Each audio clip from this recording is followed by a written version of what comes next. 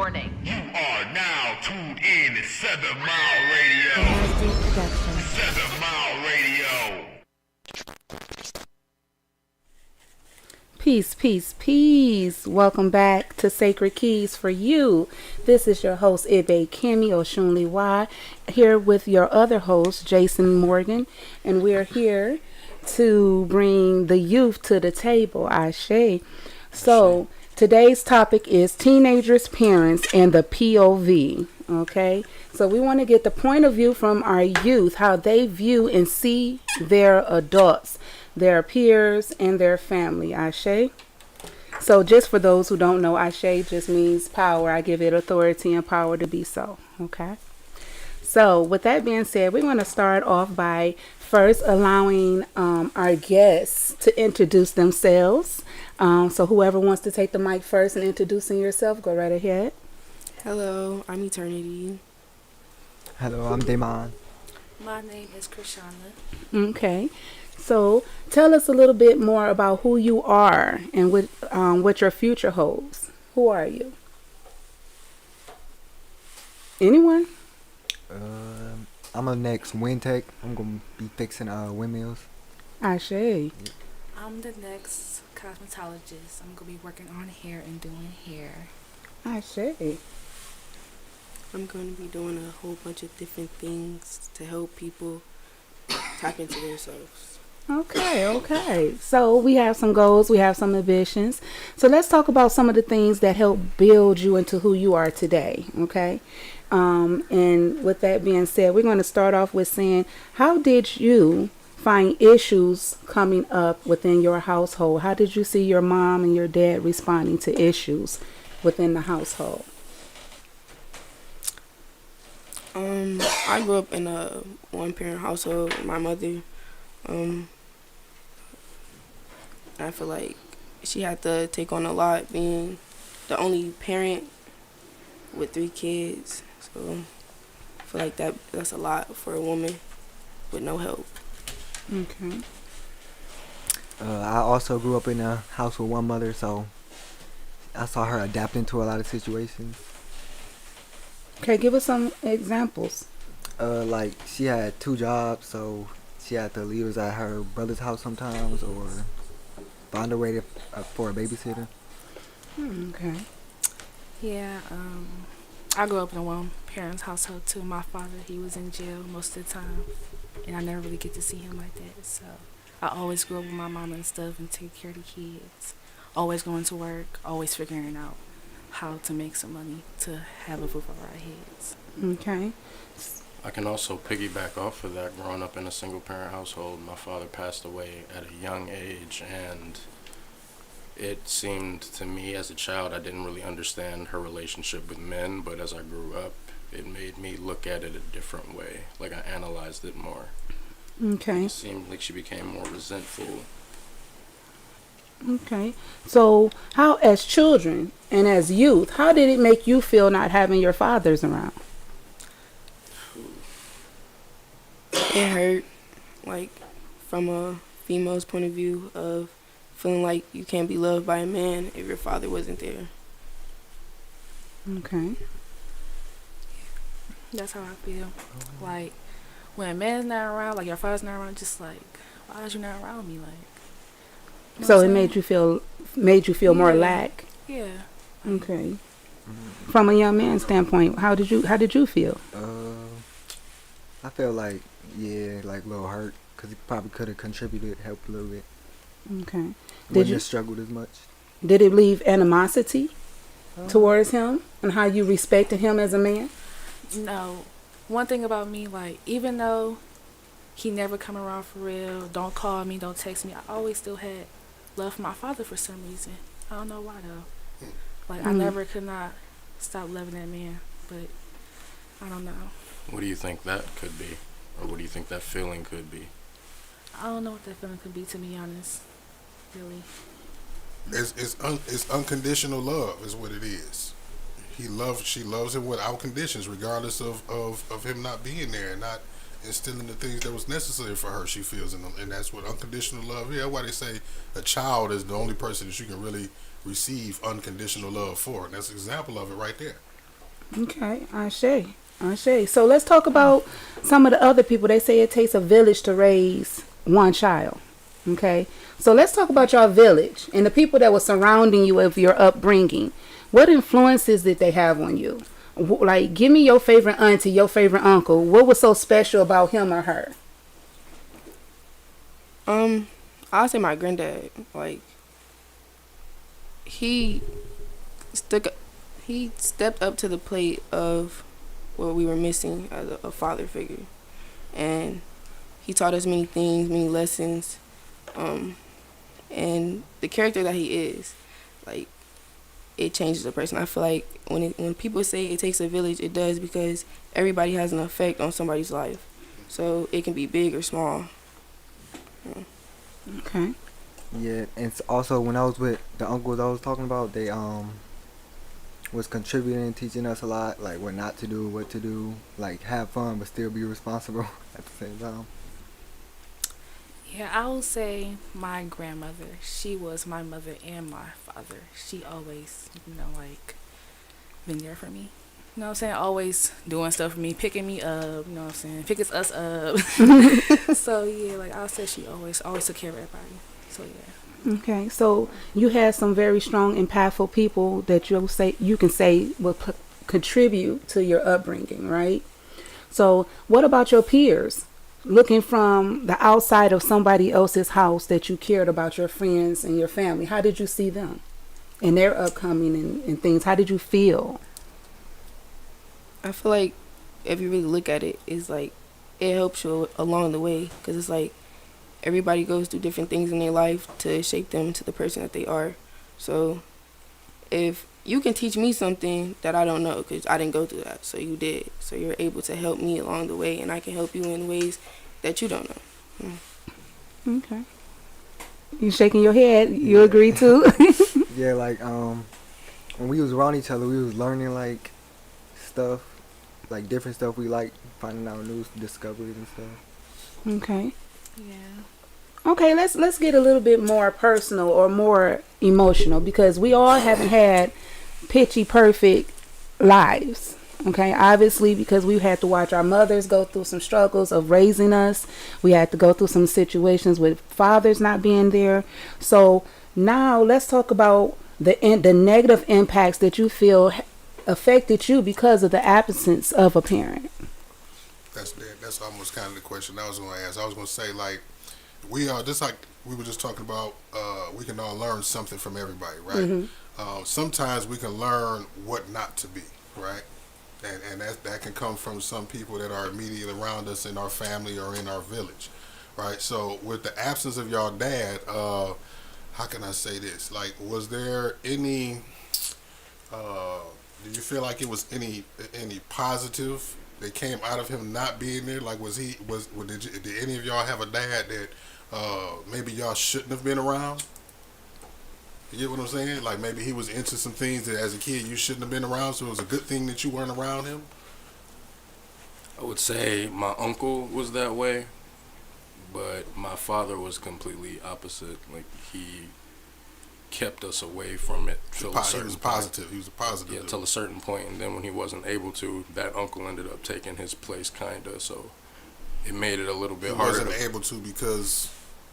He passed away from Oh, yeah, leukemia. right. Yeah. It just made it a little bit harder to navigate or find a silver lining between what I'm supposed to do and what I'm not supposed to do. Yeah, because the parent, you are an extension of your parents, right? So sometimes they know the things they know the things that need to be said to you and how to say it, to make that impact on you, like nobody else can. But let's be real, because I remember being a child and I didn't want to hear what my parents had to say. That's the Okay, flip side of that. Yeah. Like, let's be honest for a second and just really become more transparent in this conversation. I didn't want to hear it, because at the end of the day, they just didn't understand. Yep. So let's talk about it. What do you feel was a moment that you felt like your parents just was not trying to hear you and it was very important to you? When I was depressed, I tried to tell them that I was depressed, and basically it was like, I'm not depressed. What do I have to be What depressed reason for? do you have to be Right. depressed? Like, how can you You sit ain't here and going tell through somebody nothing. You a that child. Oh, yeah, it's a mental thing? Like, you Yeah. can't sit here and tell nobody that they're not depressed. Like, you don't know what's going on inside their mind. So if somebody's asking for help, you should give it to them. Okay. Can't tell someone how to feel Yeah. or what to Basically. feel. For me, it was like a communication thing. Like, I have to tell her and touch bases, and like she don't touch bases back, and it's like irk me sometimes. Yeah, I feel the same with communication. My mama, she doesn't know how to communicate at all. A lot of parents listen to respond. They don't listen to They understand just, their kids, right? she Because just, they're so Yeah. fixated on you being the one that's supposed to listen to them. Yeah. I'm not supposed to listen to you. You're the child. Why I don't do what you tell me to do? Listen to you. Consider your feelings. right. Respect you, and that's enough right there. A lot of parents don't understand that they have to respect their kids. Right. They be like, I You're put the- clothes on the- your back. the- Yeah. I the pay first your person, bills. yeah. I do this. I do that. I But that's put what the you're groceries in supposed to the do. house. Yeah. Exactly. I didn't ask to be here, Yeah. and now you blaming me for what you had to do. You know what I mean? And I get the respect is earned, I give them, but what if I'm earning it and I'm just being disrespected? Yeah, yeah. And then some adults, right? Not even the parents, even the adults in our family, right? They take it as disrespect when you don't allow them to disrespect you, Yeah, right? They say what they want to say, how they want to say it, and because you don't receive it with welcoming arms, you're wrong. You need to take these insults and just roll with it. Accountability. No, that part. So let's talk about accountability, because I find as a mother, I think it's only two of us that's here, they have children. So as a parent, I find it that children aren't responsible enough for a lot of things that they say they're ready for. You know, at the same token, children may seem that I don't take accountability for my actions of what I do, and I just, it's more do it as I say and not as I do. So how do y'all feel about that?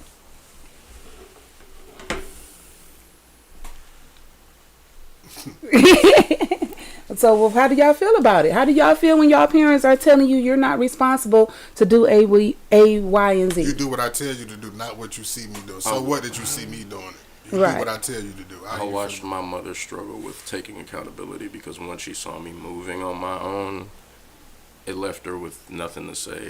And then even when I asked for advice, it seemed like she still struggled with helping me be a man in certain aspects because you're my mother. There's only so much I can learn about these things from you. And then they'll get frustrated within that and spill it out on you. So how does that make you feel when that transferring of energy and frustration as a mother, I got to figure out how to pay the bills, I got to deal with child support, I got to deal with the government. At the same token, you acting up in school, I know you depressed, but I ain't got time to think about your depression. Like, how does that make you feel when your mother is that frustrated that she does not have the time to really cater to your emotions? How does that make you really feel? Like I should be doing something to like help or like Okay. Why do you feel like you should be doing something?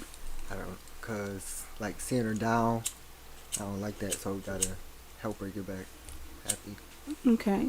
So do you feel like a lot of children or a lot of teenagers now are taking on the responsibilities that parents should be able to manage themselves?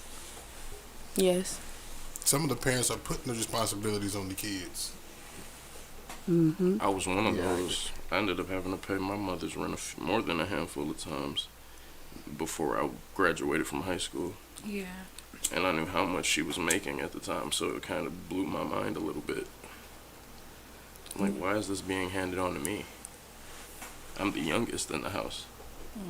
Okay. So let's talk about communication. Why is it so hard for teenagers to communicate with their parents? Why is it majority, I say 60% of children will not talk to their parents? Why do you feel that is? I feel like because like sometimes they angry, they don't know how to control their emotions, so they be getting angry a lot. And then you already gonna know the answer of most of the things. Like, it's gonna be like, what? What are you talking about? They just don't understand. They won't like listen to you. So just like, why would communicate to you if you won't listen? They'll tell you to come to them, but when it comes down to you coming to them, you can't actually have a conversation. They'll spin it back around into you being the problem. I'm coming to you with a problem that I have, an issue that I have, parent. Okay. And now you're spinning it around into it's your fault. So I'm not coming back to you to say nothing else because you're not helping me solve the problem. You're making me feel guilty for what I'm going through as if I'm doing it to myself. So this is that moment when you can actually help your parents to understand your point of view. Help us parents understand how that impacts you when you feel ignored or when you're not feeling being catered to. How does that make you really feel? Help us understand it. I think that makes people feel less valued because they're not being heard. So it'll make you feel some type of way. Okay. That was a good one. Less valued. Okay. That's value. Couldn't have said it better. Exactly. Let's talk about value. Okay. So now here it is. You all are, everyone at the table is stepping into adulthood and having to get jobs and coming out of school, stepping into college, and you're facing the responsibility of having to take on those core, what you say, obstacles that you have to face. You have to step into adulthood. So this transitioning, what in your childhood do you feel helped you to be able to be ready to face those challenges? What in your childhood that you saw in your community, in your village, whether it was your mom, your dad, auntie, whoever, that you feel you could take those same attributes into your adulthood? Being kind of prepared, because for me, I always watched it my little siblings when my mom go out and work, so I always prepare for like what to do or being more mature and stuff. Not sure. So yeah, that's for me. Okay. For me, it would be discipline, because without it, I wouldn't have it helped me establish a certain willpower. And with the men, looking at some of the men that came before me, like my father, my uncle, my great uncle, my great grandfather, my grandfather, all of them carried a distinguished level of, I got this. Like, I can handle whatever comes at me. Confidence. Right. And that's something that I carry with me all the time. Ashe. Okay. And when we're talking about confidence, I feel like a lot of parents don't instill that into their kids. So a lot of people grow up with insecurities and like not sure of themselves. Give us some examples of what you mean. Like, I don't know, my mama never really told me to be confident within myself, so I had to learn that along the way. I wasn't very confident growing up, but now I'm very confident in myself. But then sometimes I look at it like, am I being too confident? You know, so it's like, I don't know if it's a such thing as being too confident. It's never a such thing as being it's called egotistical. Not when you're being arrogant, when you cross the line of I'm better than you. Yeah, when you being, start comparing. But there's no such thing as being too confident in yourself. Like, now, do y'all? I had a question I was gonna ask too, and it was a good one. But go ahead, I'm just gonna come back to it. Okay, let's talk about some of the physical abuse. We all know someone who has been bullied in school. We also know some children who have had parents who were very abusive. In such situations, how did that impact you? Knowing that this person was being abused at home and there was nothing you could do about it. How did that help or affect you when it came down to your peers? I knew to like steer clear of it, or like what to look for to steer clear of it. Mm-hmm. How do you feel about the person or the peers that were going through it? We're talking about helping people and beautifying them, and what'd you say you were going to do? At the time, I feel like I couldn't do anything, because at the time my mama was going through abuse at 13. Or was your mother? And all I could do was just scream and put my sisters in the room. I really couldn't do anything at the time, so I just feel like I could do anything. Okay, so I just want to point out, in situations such as the abuse and the transformations that we go throughout life, I want us to always remember the alchemy. The alchemy process of the mind is knowing that even though you went through it, it was only there to teach you something. It taught you, it's paving a way for your future.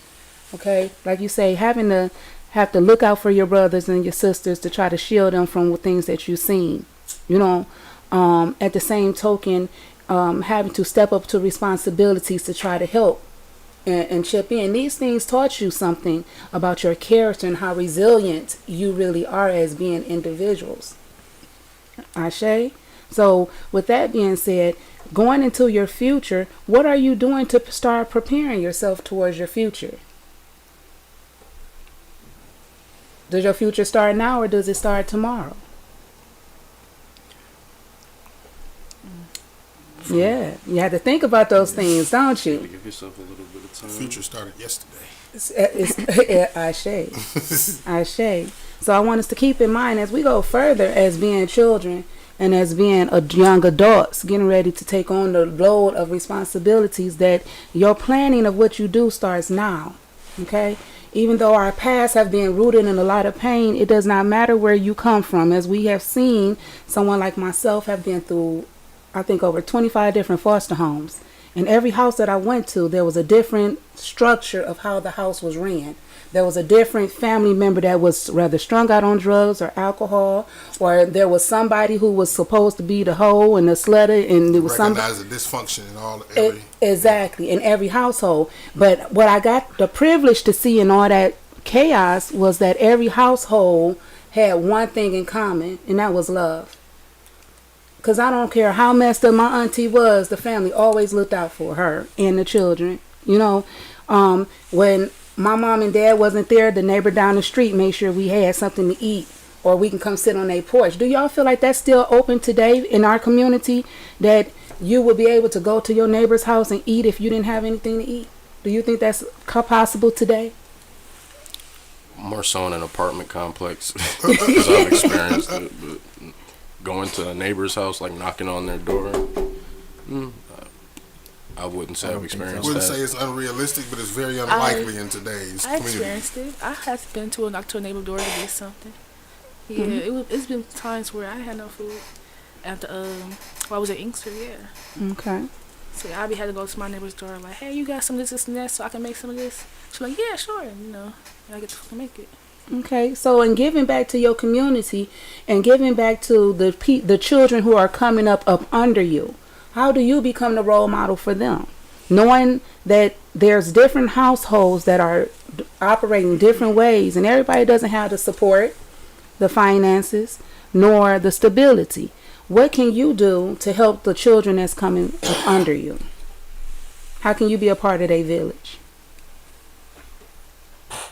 I would say give them that, be able to be that backbone, give them that advice that you may have lacked coming up. Like, I understand that my father wasn't there, so I would try to give the world to my kids. Let's talk about that. Now, so there's a lot of parents that feel like, okay, well, shoot, I'm not going to raise my kids the way my mama raised me, right? So then that child doesn't wind up having a lot of the structured life. You know, because they used to getting whatever they want. I'm quite sure you all have come across some peers that just spoil rotten with the silver spoon. They was just born with the silver spoon in their mouth. Okay? So with that being said, I forgot my question. How did that make y'all feel knowing that there were some that was doing better than you and you felt they didn't deserve it? Let's talk about that. I feel like you can't tell somebody that they don't deserve that, because a child should get the world if they're brought into it. So everybody's not on the same levels in life, but it's your responsibility to give that child the world, and no less than that. So does What happens is sometimes, right? Now I agree with you 1,000% that the child deserves the world, right? But what happens is, if you don't install a system of reward, morals, right? Them being rewarded for what they're doing good versus them just getting it because they want it. What you'll develop is an entitled child to just feel like they're supposed to get whatever they want whenever they want it. You know what I'm saying? And then, you lack in the discipline. As the book says, spare the rod, spoil the child. And then when they get up, they grow up. Now, because you didn't discipline them, now, the authorities is disciplining them. The world has to. The world is beating them up. You know what I mean? So you have to install some type of structure. You know what I'm saying? A sense of giving them rewards for what they're doing good and what they're doing bad. You can get rewarded for what you're doing bad as well. You know what I mean? So you just have to teach them that structure, and give them what they deserve. You know what I'm saying? Every child does deserve the world, but at the same time, you have to give them what they deserve on the basis that they deserve it. okay? Well, as the youth, we want to make sure that y'all get y'all point across. As the youth, do you feel like you had the best opportunity that you could have had? Yes. Yeah, I feel like I had a better opportunity. Same. I feel like, no. I don't know. No. Tell us. Come on and tell us. Be honest with yourself. Do you feel like it? I do feel like I would have a better opportunity, to be honest. If my mama had a better job and everything, and if my dad was never staying in and out of jail and just be home. Well, considering the circumstances that you had, the cards that you were dealt, Right. you feel like you turned out the But I feel best like- considering the circumstances? I feel like I turned out just fine, though. I'm strong as a woman. Woo! So- Say that. Yes. I feel like I turned out, even though I came through all that, I feel like I turned out right.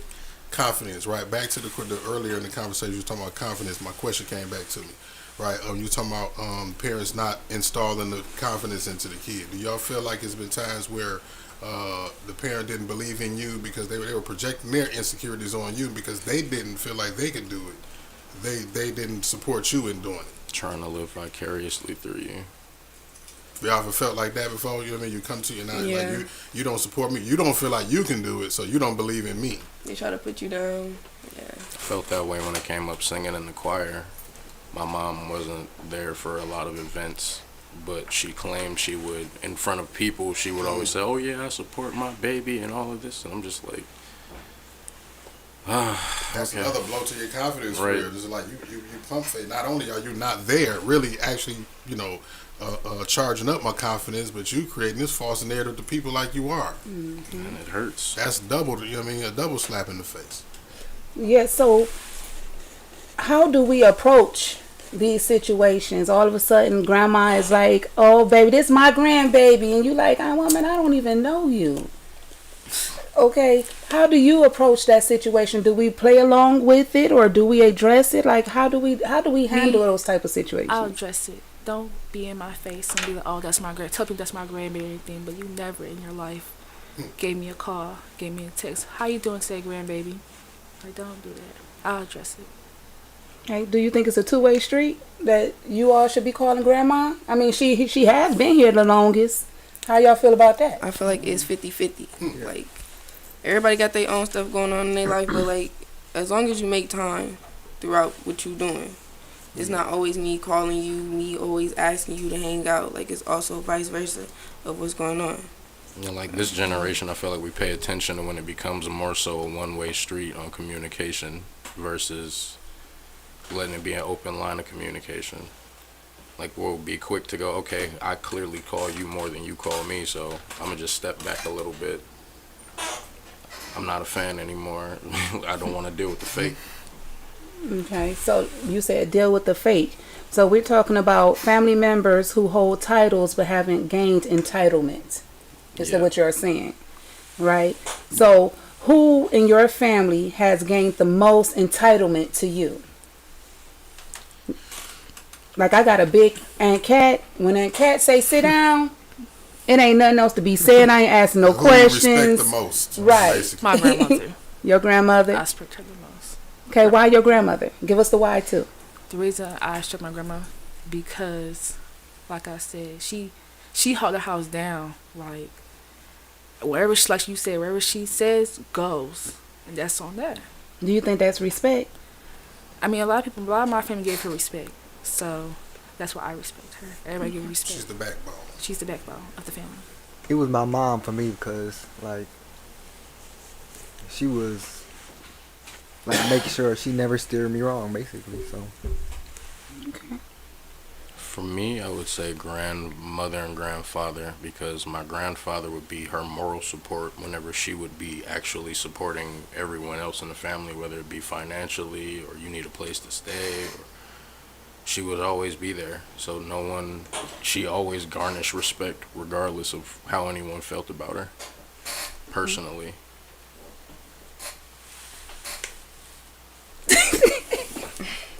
Cause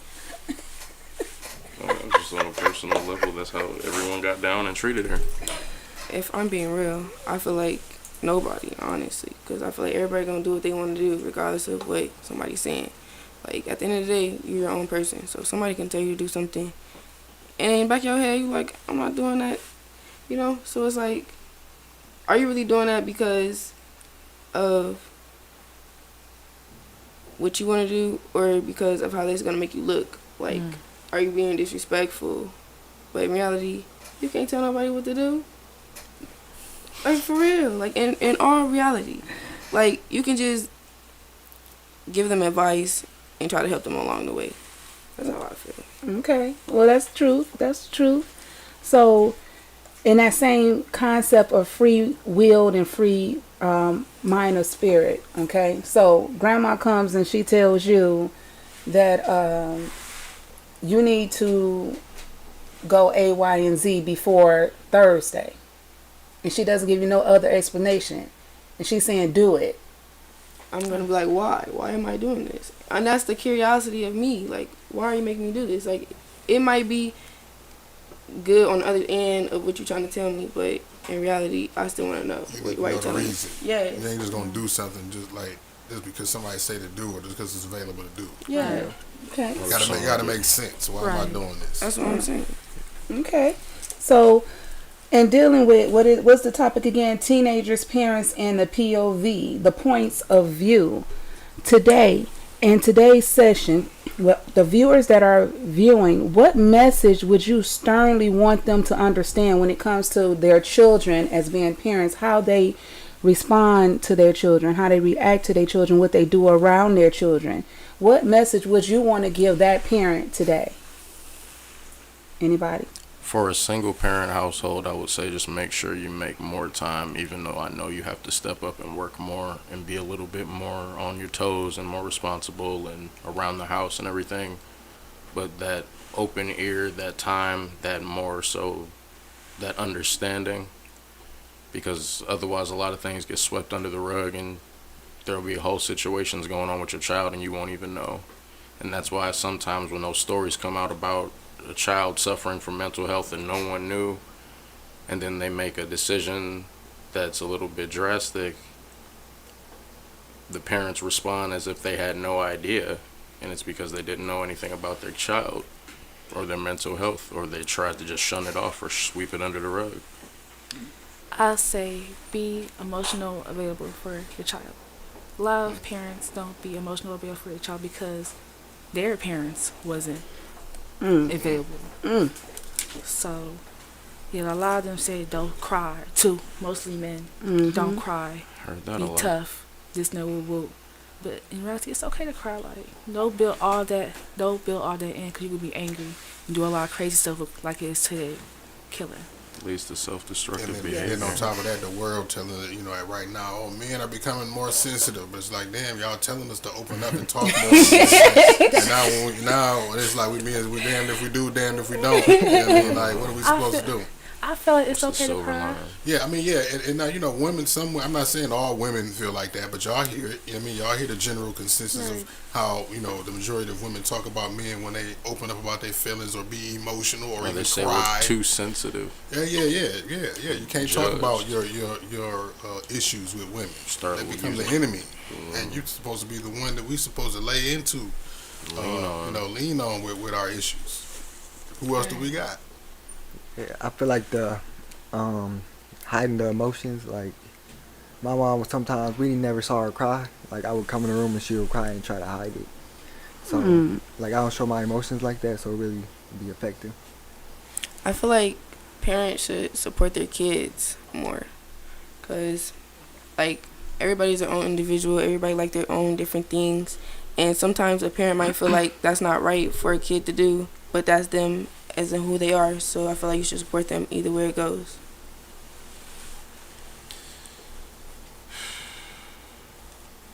No, I'm sorry, I had to rethink about the question. I had to restructure it. Could you give it to me one more time? I was just rethinking about it. I done forgot the question myself. Yeah, like, that was my fault. I was really thinking. Okay, well, since we just gonna keep it going. Okay, so one of the things that when we first started off, I heard pretty much everyone at the table mention that their fathers were not there and that their mothers were there. Okay, so what message could you tell your father? if he could listen to, if he's listening right now, what message would you sincerely give to your father from your heart, from your childhood all the way up to now? What message would you deliver to him? What have you been doing since I was gone? Why have you haven't gotten your... Can I cuss on here? Hey. Why have you got your shit together? Okay. Basically. That's what I would say. If he was watching this. Okay. Nobody else want to share? In my situation, it's a little bit different because I lost my father. So I would say I would thank him for the things he did did teach me in this short amount of time he had with me. And I'll do my best to try to become a better version of a father, or the ideal version of a father that I can be proud of, that I can go, okay, I got that example growing up. I can become better than this. That's one of my main goals, to be a good father. Ashe. Now, as far as myself, if I can jump in there, my father was in the household. Okay, my adopted father was in the household. However, he had 6 other children that were not in the household. Okay, and so I had to grow up with the jealousy, the envy of having siblings that hated the fact that I was able to be raised by dad, but they weren't. Okay, the impact it had on me was that, yes, he was there, but he was always working, so he wasn't there. And here it is, people hating on me because I get to spend time with him, but I still don't have no time to spend with him. You see what I'm saying? So, if I could tell the fathers anything, for every father that's listening, step your game up. Okay? Because one thing, in my personal opinion, men should be 2 things if they are nothing else: a provider and a protector. And for your young girls, they looking for the men to be there to show them what men's supposed to look like. Okay? But when there's no men there, they only can go off of the environment around them and what they see. And for every girl, daddy's little girl, their dad is their first love. Somebody on YouTube said my ex is going through it now because her son is in some trouble that can get him eliminated. Right? So I would imagine it's because, or part of that equation is that there's no father in the household to teach him or protect him from the things that he's doing wrong, and she's catching hell with trying to keep a leash on him. Trying to protect him. Mm-hmm. But see, this is where the community becomes stronger. When you have a community of men who know they are men and they step in to be uncles and role models and helping the generations up under them. But it seems like today it's so hard for us to have upstanding men who are willing to step into the place and be role models. And I think a lot of that has to do with, because as we have gave testimony to today, a lot of our women are straining themselves mentally, physically, to take on both roles of masculine and feminine energy. They have to step in and become the protectors, become the providers, become the nurturers. And that's a lot of pressure on a lot of the women. So when we start talking about why my mama wasn't communicating with me, because she ain't had time to. She didn't have time to nurture your feelings and care about your emotions when she had to make sure everything was taken care of.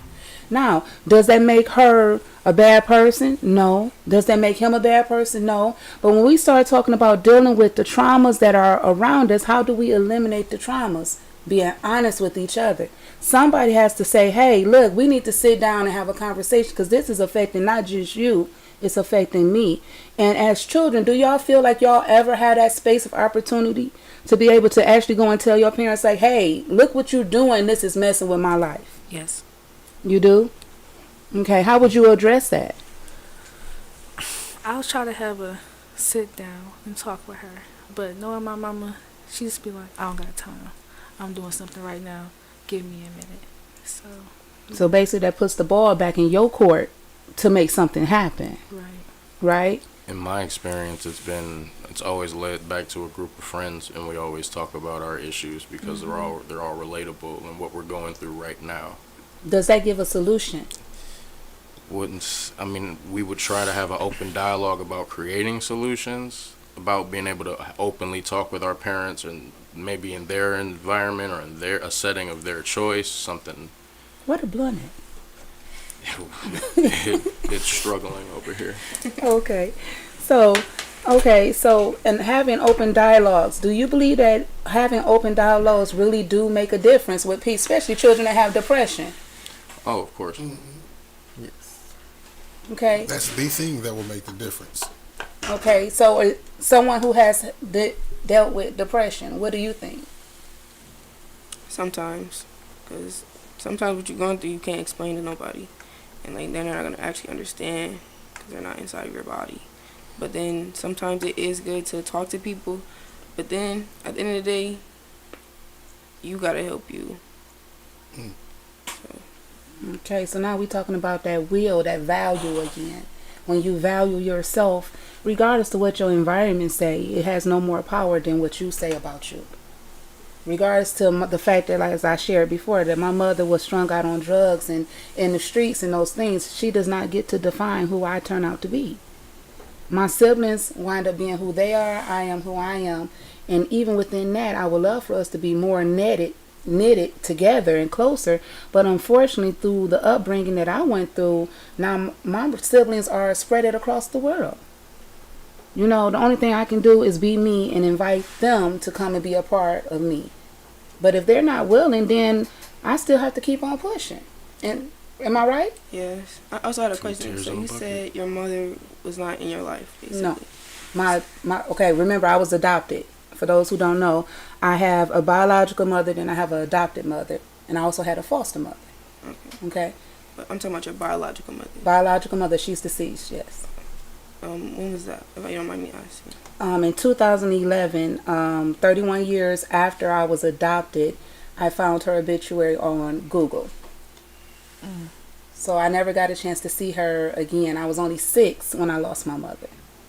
And how did that affect you growing up, like not having your biological mother in your Oh, I life? felt empty, lonely. You know how frustrating it is to have to go and live in somebody else's house and have to abide by their rules, and you don't have a say-so? That nobody cared to understand what you have been through. You just have to learn how to adapt and fit in. Oh, it was a strain. So who was the mother figure in your life to help you get out of that? Girl, you done took over the interview. Okay. I love it. I would say it would be the women in my community. Honestly, like I looked at everyone as a key to my existence of who I wanted to be. There was Carmen Howe, my big god sister. She was the coolest, suavest. You know what I'm saying? Like didn't take no mess off nobody. But then you had your elders that had that wisdom that like how did she make them dumplings? She, so and so know how to sew. It was to me, it was the creativity of everyone that was around me and those who was taking the time to say, hey, sit down and listen. This is what you should do. Look, you're not alone. You're going to be all right, baby. You know what I'm saying? To me, those were the women in my village that helped me to become who I am. I'm a little bit of everybody around me. I look at the best of people and I pull that out of them and I apply it to me because that's how I learn. I say. So, any other questions or concerns? How much more time we got?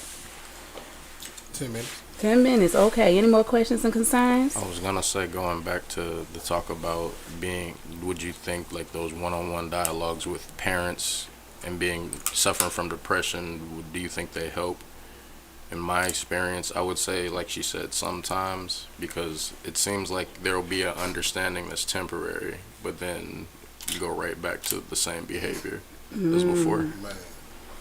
So to me, what I believe it is that we all have this thing called humanitarian, is that the right word? Where we have this emotional connection to one another and we're sympathetic to each other's situations.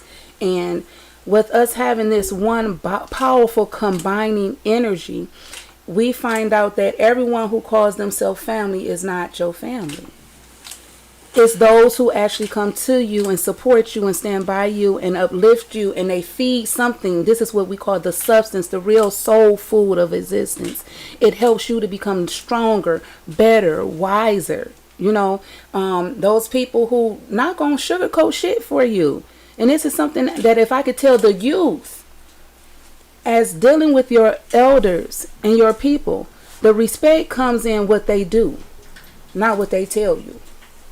How they live their life. If they not walking it and living it, then I agree with you. Why should I have to follow after you and you drinking? Not walking what you talk. You not walking what you talk. You just cussing me out. You yelling. You acting all wildish, and you know what I'm saying. You haven't right your ego. You haven't lived up to who you say you are, but you want me to follow after you. If I could tell the parents anything, model what you say you do. Be who you say you are. Practice what you preach. Practice what you preach. Okay? That's what I would give the parents. But if I can give the youth anything, it would be just as understanding as you want them to be. You have to sometimes be the reflection to help them to see that I'm here, mama. I'm here, daddy. You know what I'm saying? Despite what you done went through, because everybody, like you said, everybody got to go through their own stuff. So even though you went through that, guess what? I love you enough to let you know I'm here. But once again, I don't got to take your stuff. And I can leave you on the corner and keep pushing forward. Because we all have our own destiny. And as Jace was saying a couple of weeks ago about the time loops. You know, as children, you might find yourself in a time loop where it's like it hurt and it's not fair. And they're not listening to me and they just don't understand. You got to speak yourself out of that time loop. Speak life into yourself. Be the change you want to see. Be the change you want to see. Because somebody else ain't going to bring it to you. And that's the evidence of what we see in our community.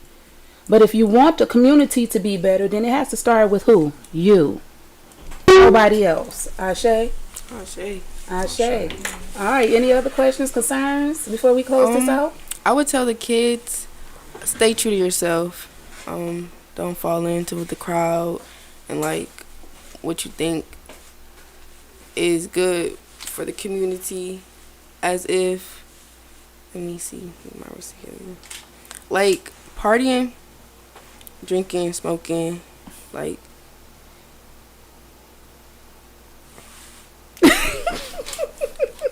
I mean, I can't really say nothing because I do it, but like I feel like be responsible. Don't get ahead of yourself. Yeah. All that is gonna come in the meantime. I feel like you also older. Like, don't succumb to peer pressure. Let it come in its time, or when you feel like you're not being forced to do it. Go on your own path, basically. Go at your own pace. Yeah. Know yourself enough to know what is your limits too. Okay, because some of us, we take our traumas, as we have seen some of our adults in our village, and try to drown our problems and our fears and our doubts and our insecurities in alcohols, drugs, and our vices, whatever they may be. Wherever they may be. Okay, know yourself enough to know that, okay, look, this too shall pass. Okay, that's something that the elders used to tell me when I was a little girl. Baby, don't you worry about this too gonna pass. No matter what it is, overstand and take this with you all your days. Situations come only to make you strong. So even if it's a bad no, guess what? It's a no that protected me from something. If it's a good no, then guess what? I'm in authority of my own power. Okay? You have to know yourself enough to understand that everybody influence ain't the best influence. Okay? And the only way for you to identify it is to know yourself. You have to know the situations. You have to know the people around you, who you're entertaining, who's entertaining you. Okay? Does it make you happy? Does it keep you in peace? Claim your energy right now. Yesterday can't do nothing for you. Tomorrow gonna hurt you. If you stay right now, it'll work out for you.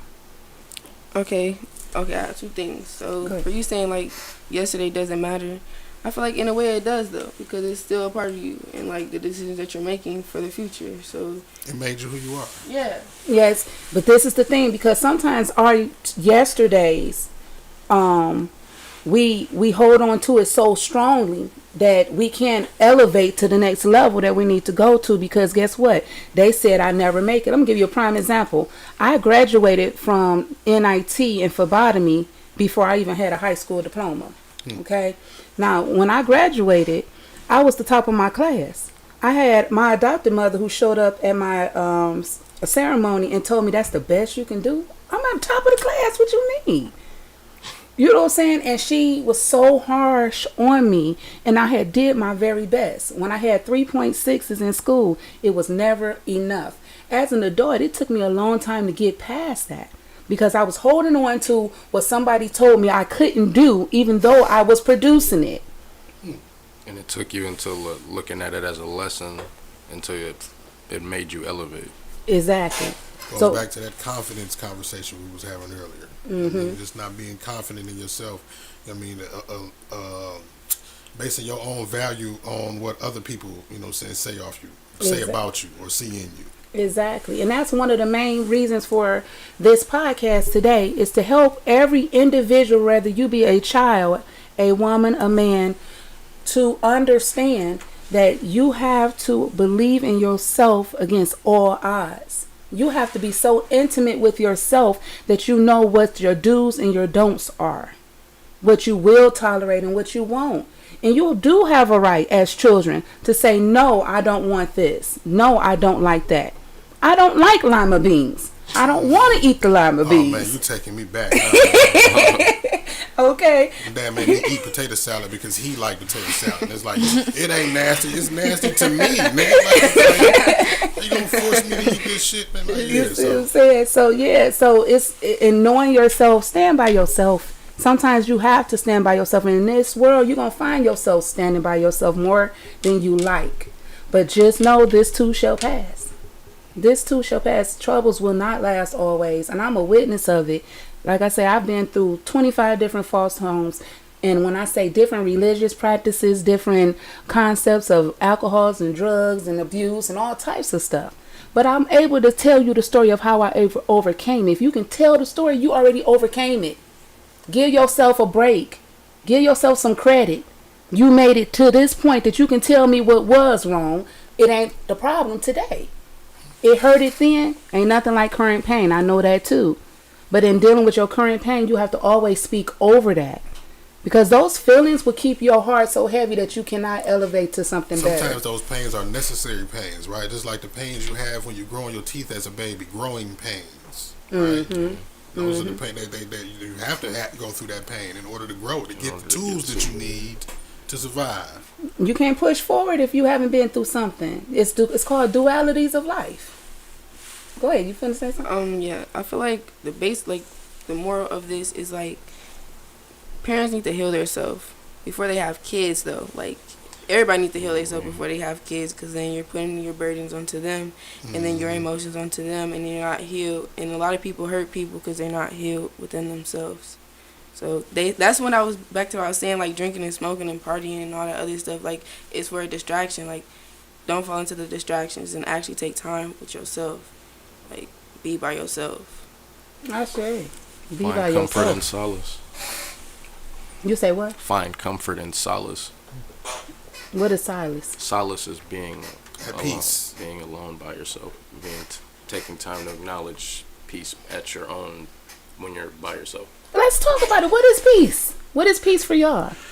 Learning yourself, how I feel. Like quiet, so you can like think. Okay. All right. Well, I want to thank you all for coming out and giving us your input.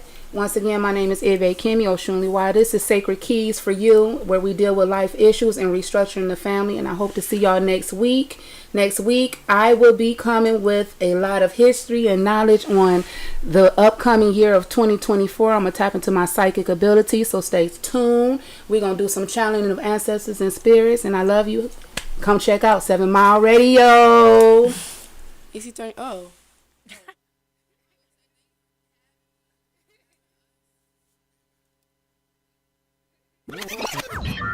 Warning. You are now tuned in to 7 Mile Radio. Production.